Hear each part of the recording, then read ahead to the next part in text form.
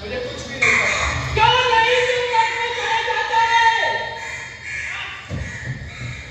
कौन सा सेनापति हो जहां तुम 4 दिन छटकी नहीं सके? आप जुबान बंद रखना होगी। जुबान बंद रखूं? अब तेरी जुबान उसका क्या? और इस मुंडे की जुबान? कुछ तो शर्म कर। ये धर्मगुरु है हमारे। असंभव। धर्मगुरु तो अक्सर हमें सुला देते हैं। इसने तो मुझे जगा के रख दिया। महाराज, आप ऐसी बातों पर ध्यान न दें। कौन है ये? ये एक चोर है, सियार है, पुराना ढाल है। और कौन सा तरीका है? तुम बताओ। कितनी उम्र तक जिंदा रहने का? मैं रिग बनाने का धंधा करता हूँ। लाशों के पास चुरा के पेट बनाने वाला। लाशें भी किसकी? इस नगर की आलीशान हस्तियों की। क्यों महाराज, अब तो आपने भी पंडागिरी छोड़ दी।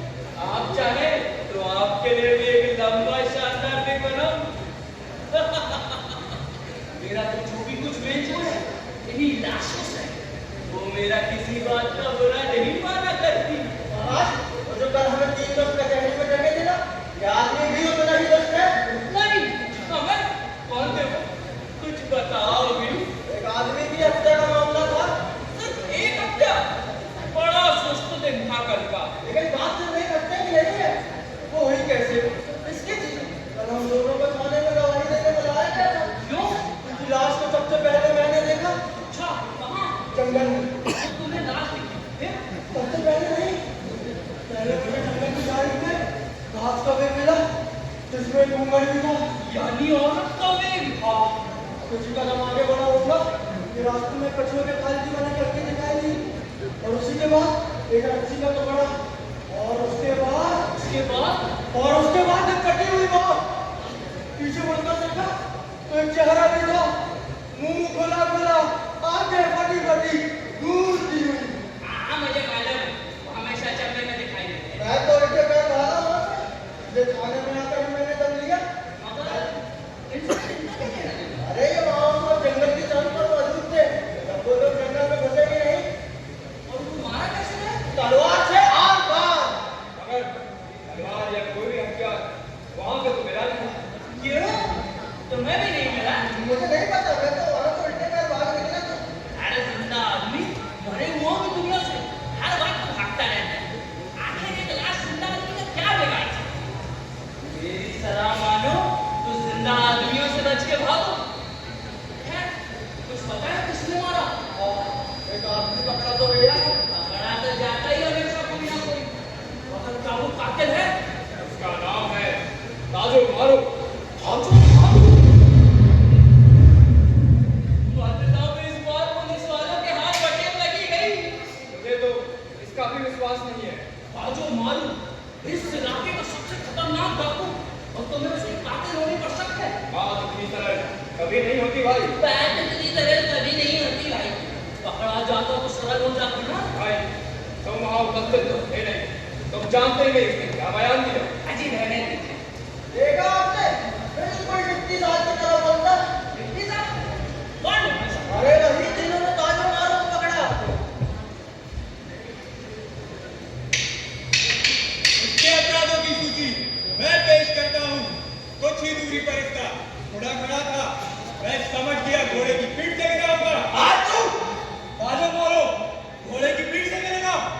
ऐसा घोड़ा अभी तक पैदा नहीं हुआ जो ताजो मारो गिरा सके। चुपचाप तो हो गया है।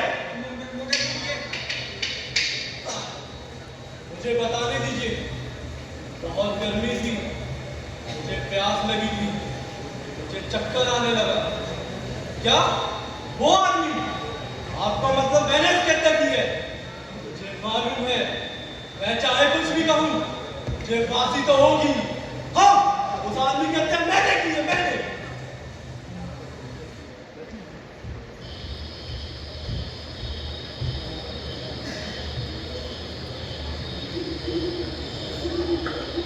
आप लोगों के पास पानी नहीं है?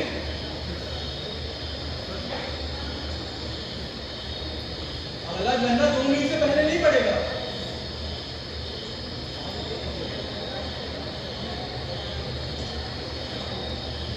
शहर से आ रहे हैं क्या? नहीं, शहर से गुजरेंगे। अच्छा, आपको तलवारों में दिलचस्पी है? जैसे चांदी की मूठ वाली, सोने की मूठ वाली?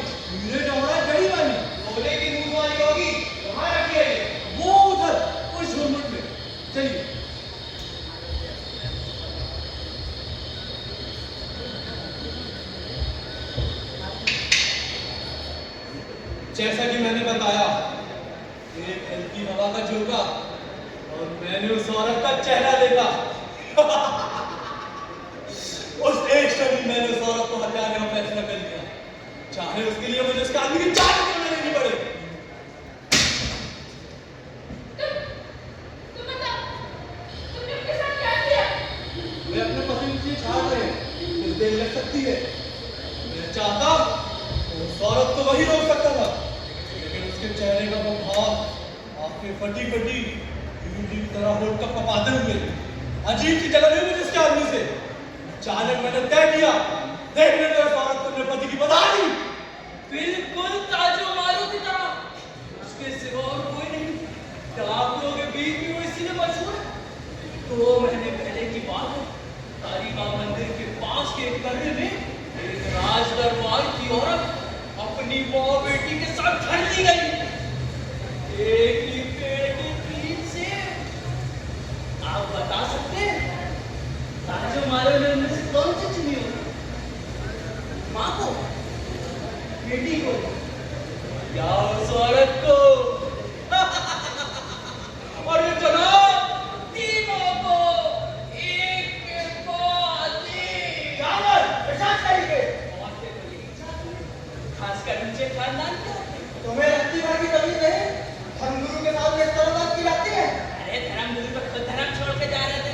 अगर वो हम लोगों में शामिल होने वाले हैं तो अभी सामान जुबान से मिलेगा तो क्या बुराई है? और क्या बोला था कुछ नहीं। कुछ नहीं? ये कैसे हो सकता है? उसने जरूर कुछ और भी बताया होगा। बताया ना? हाँ, उसने कुछ और भी बताया। यही तो इसका इरादा हत्या करने का नहीं था। तो ये थी मेरी चाल। मुझे चाहिए थी वो औरत, बस बस। जल्दी कर रहे हो ना? मैंने क्या मतलब मारा उनका? मन तो भी नहीं तुम। वो रहा तुम्हारा मालिक, उसे खोलो दबा लो। सुनो, रुको, मेहरबानी करके रुक जाओ। क्या है? 2 आदमियों के सामने मेरी इज्जत लूटी, अब मैं कैसे करूंगी? तुम्हें इससे क्या? तुम इसके बाद मुझे कभी नहीं देखोगी। कैसे नहीं देखूंगी? लाज चाहूं तो भी नहीं बुला सकती।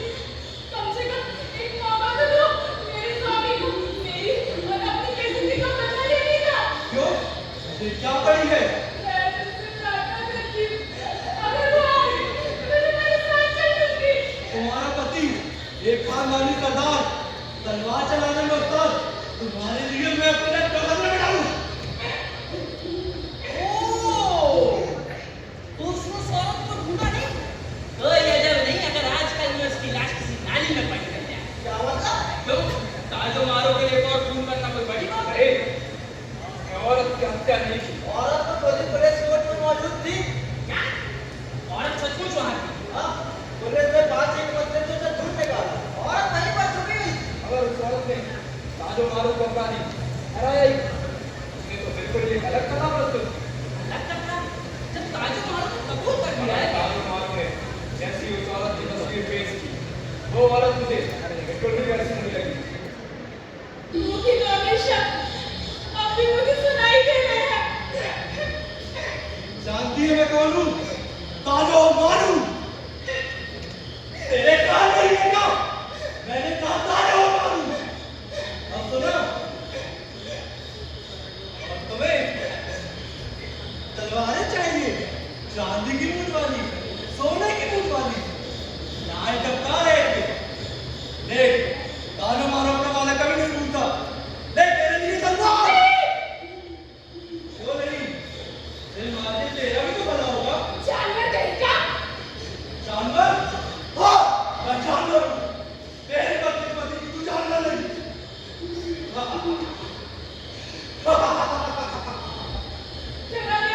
चला गया, स्वामी, चला गया वो। अब और क्या बचा है? मैंने देखा मेरे पति की छाती में तलवार घुसी हुई है और उनके प्राण निकल चुके हैं। शायद मेरी वजह से उनके प्राण गए हैं।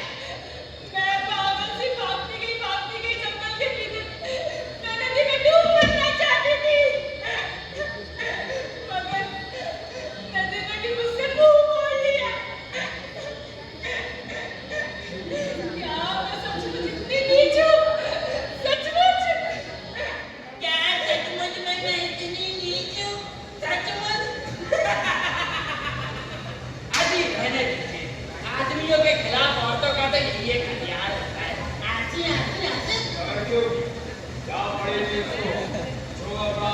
दिया है उसे स्वीकार करके न्यायालय में। कौन जानता है औरतें क्यों यह हरकतें करती हैं? औरतों का दिमाग बड़ी टेढ़ी चाल का होता है। हो सकता है उसने सबकी हमदर्दी बटोरने के लिए नाटक किया हो। महाराज आप इसकी बातों का बुरा न माने, ये सब बात को उठाने जा रहा है। क्या अंतर पड़ता है? ये जो कह रहा है हो सकता है इसमें भी तथ्य वो जो प्रेत आत्मा का बयान हमने कचहरी में सुना था, उसके बाद हम उस स्त्री की कथा पर बात भी कैसे करें? क्या कहा? प्रेतात्मा? हाँ, जब कचहरी में औरत दिलाई गई थी तो उसमें तक की प्रेत आत्मा को अपने ऊपर चला सकती थी। यानी जो शौहर था उसका खून हुआ, वो नर्क से अपना बयान देता है। क्या बोला तू?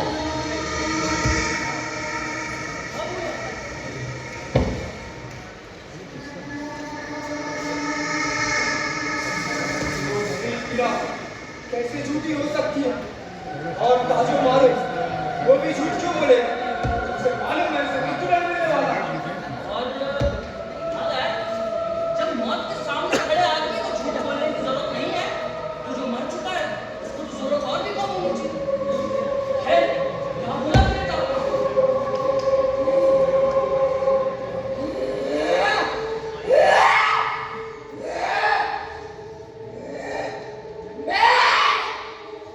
जीवन के उजाले से इस अनंत अंधेरे में फेंक दिया गया हूँ।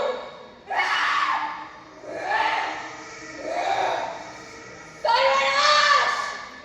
सर्वनाश हो तुम्हारा, जिन्होंने मुझे इस काले नरक के हवाले कर दिया है।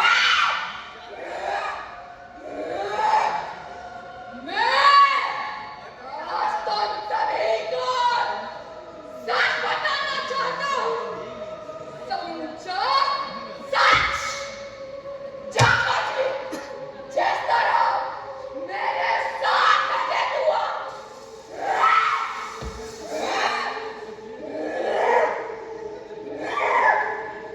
वो डाकू मेरी पत्नी के साथ बलात्कार कर चकने के बाद यही बस की सूखी पत्तियों पर उसके पास बैठा हुआ था।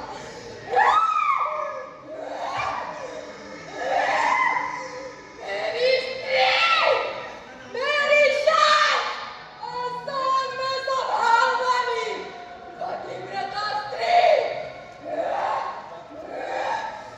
मैंने अपने समूचे विवाहित जीवन के दौरान उसके चेहरे पे ये स्वभाव कभी नहीं देखा था, कभी नहीं।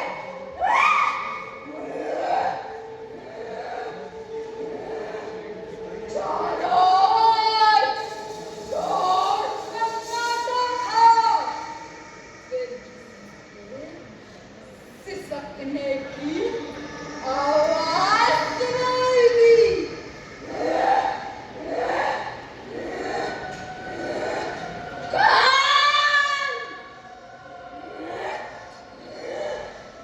मैंने देखने की कोशिश की, मगर काबू अंधेरे में कुछ न देख सका। वो जो भी रहा होगा, उसने मेरी छाती में धसी हुई तलवार खींचकर बाहर निकाली।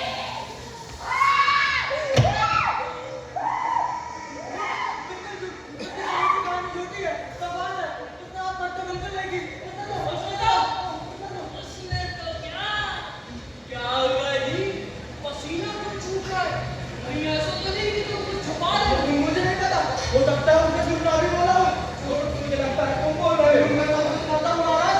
हम लोग बड़ी आसानी से सौगंध खा लेते, लेकिन तुमने उसे मरा हुआ नहीं देखा था, तुमने उसे जीवित देखा था। डाकू स्त्री को तो इसने पूरा तमाशा देखा होगा। क्यों? तुमने कल कचहरी में लोगों को सच सच क्यों नहीं बता दी? मैं गरीब इंसान हूँ महाराज, का मसला नहीं चाहता था। मसला? लेकिन क्या अभी भी तुम लोग हो ना सही अपनी अंतरात्मा से, ना सही अपनी सत्यनिष्ठा से, लेकिन स्वार्थ से तुम बने ही हो। तुम चाहते तो सारे हर प्रपंच और अपमान की गांठ को सुलझा सकते हो, फिर भी तुम चुप रहे। उन तीनों की नियति चाहे जैसी भी रही हो, उनमें से कम एक तो तक गोली ना। नहीं महाराज, नहीं, क्या आश्चर्य तुम्हारा? उन तीनों ने ही झूठा बयान दिया। उन तीनों को बयान झूठा था।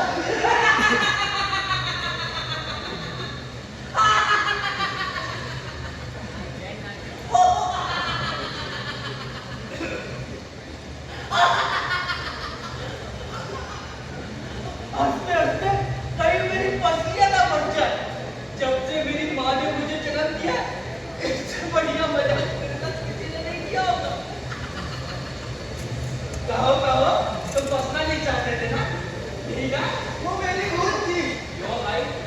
सबसे पहले तुम्हें अपनी जान बचाने की सूझी। उस सूझ में क्या गलत था? भलाई इसी में है कि अपने दिमाग से काम लो और इंसाफ की दुनिया से बच के ही रहो। अपनी बात कहे तो तुम भी शर्मा था। अजी रहने दीजिए, आपने भी उसे ऐसा क्या दे दिया?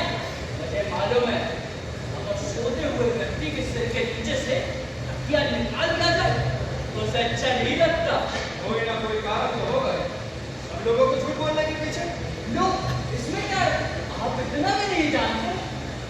हम में से हर एक वही और उतना ही बताता है जितना और जैसा ये चाहता है कि दुनिया यकीन करे। नहीं, ये मेरी शंका का समाधान नहीं है।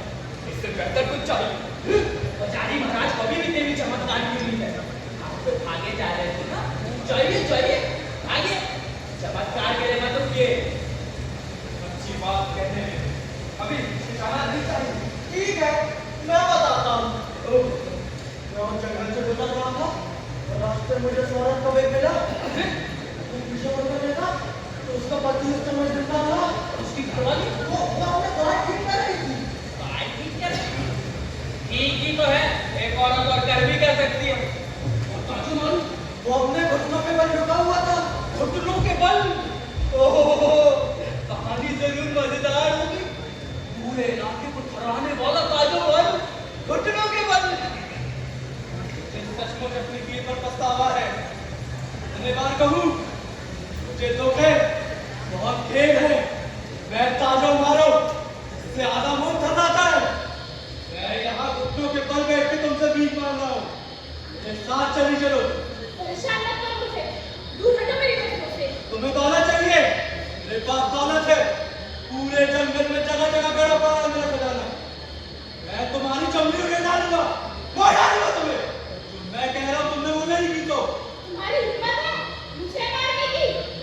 एक औरत कभी भी अपने पति को अकेला नहीं छोड़ सकती, समझे? ठीक है, तो मैं इसलिए कदम नहीं लेता हूँ। क्यों नहीं? सबसे आसान तरीका तो यही है। पता नहीं कहाँ से शुरू हुआ ये सारा कपेड़ा। वो हल्की हवा का झोंका, बुरा हो इसका। ये हवा नहीं चलती तो आज मैं सड़क के किनारे सो रहा होता। मैं सांसों के दुख का झाड़ी में दोनों डरते कहीं ताजा मारो तो मेरे सांसों की आवाज ना आ जाए। जब तक उसे कदम की आवाज आनी बिल्कुल बंद नहीं हुई, मैं वहीं पर छुपा रहा और फिर उसके बाद जितनी देर भाग सका भाग के मैं डरने के बाहर आ गया। भाग के सीधा तुम पुलिस के पास पहुंचो। हाँ, बस रास्ते में तुम कहानी का जरूरी हिस्सा भूल गए। मैं नहीं भूला। शायद मुझे खाने में सब कुछ सही सही बता ही देना चाहिए था। मैं तो अभी भी नहीं समझ पा रहा हूँ कि तीनों ने झूठा बना क्यों दिया होगा। क्या सचमुच? जी हाँ, मैंने अपनी आंखों से देखा हूँ पूरी घटना। मगर मैं जितना भरोसा उन तीनों की आंखों पर करता हूँ, उससे ज्यादा भरोसा तेरी आंखों पर क्यों करूं? खैर, तुम चिंता मत करो। अगर मुझे इन चारों बयानों में से किसी एक बयान को चुनना पड़े तो तेरी कहानी को चुनूंगा। बड़ी निराशा करने वाली कहानी है तेरी। लीजिए महादेव, आपका चमत्कार।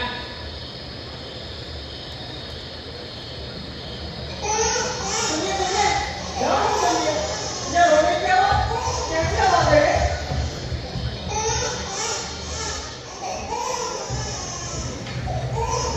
अच्छा, अरे ऐसे जाने कितने बच्चे लोग रोज यहाँ पटाखा चले जाते हैं। ओह, उस कमल को तो देखो, ऊन, असली ऊन है। कम से क्या कम कह रहे हो? कीमत सब मुझे दो। एक मासूम बच्चे को लूटते हुए तो ये शर्म नहीं आती नीच। बस बस बहुत पुण्यात्मा मत बनना। तुम शैतान हो शैतान। और उनका क्या कहेंगे जिसके माँ बाप जो इसे यहाँ कचरे की तरह पटक कर चलते बने।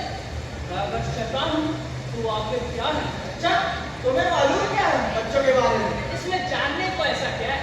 कभी ये तुम्हें फेंक देते, कभी तुम इन्हें फेंक देते, यही ना? तुम्हारा दिमाग सड़ गया है? तुम्हें दिखाई नहीं देता कि ये कभी अभी जन्म बच्चा नहीं है? मेहरबानी करके बस करो। एक ही दिन में इतनी सारी करोड़ कहानियां सुन डाली। बच्चा मन से कौन रहा? मजा आएगा क्या नजर? जाओ कमल मजा लो। भाग जा यहाँ से। मैंने कहा कमल मजा ले। मैं कह रहा हूँ भाग जा। कमल मजा ले मैं तेरे से बुला दूंगा। जा जा, बुला ले पुलिस को। चाहता क्यों नहीं? अपना भला चाहते हो तो मुझे अकेला छोड़ो। अभी तक तो मैं तुम दोनों के साथ बड़ी भलाई से पेश आया हूँ। भलाई? और नहीं तो क्या मेरे दोस्त, मेरे अच्छे सीधे सच्चे बड़े पुण्यात्मा दोस्त, ये देखते हुए भी कि तुम उन तीनों की तरह झूठे और पाखंडी हो, तुम मुझे बेवकूफ नहीं बना सकते। हमारा संकेत है, समझा नहीं। वो तो समझ ही रहा हो, उसी से पूछो, पूछ के तो देखो। बताइए जनाब, उस सामंत की तलवार कहाँ है? वही जिसकी पूंछ चांदी की थी। बताइए बताइए, कहीं पिघल तो नहीं गई? हो सकता है धरती निकल गई हो। मुझे नहीं पता। मुझे नहीं पता। जरा इसका चेहरा तो देखिए गौर से। याद कीजिए उस प्रेत आत्मा ने क्या कहा था?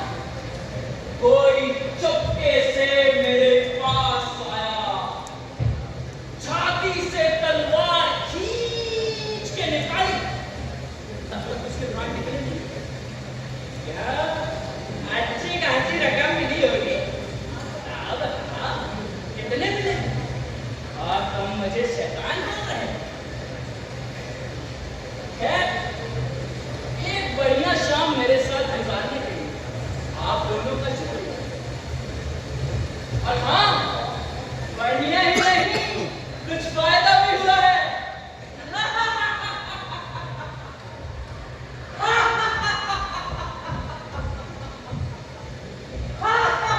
लाइए महाराज, ये बच्चा मुझे दे दीजिए।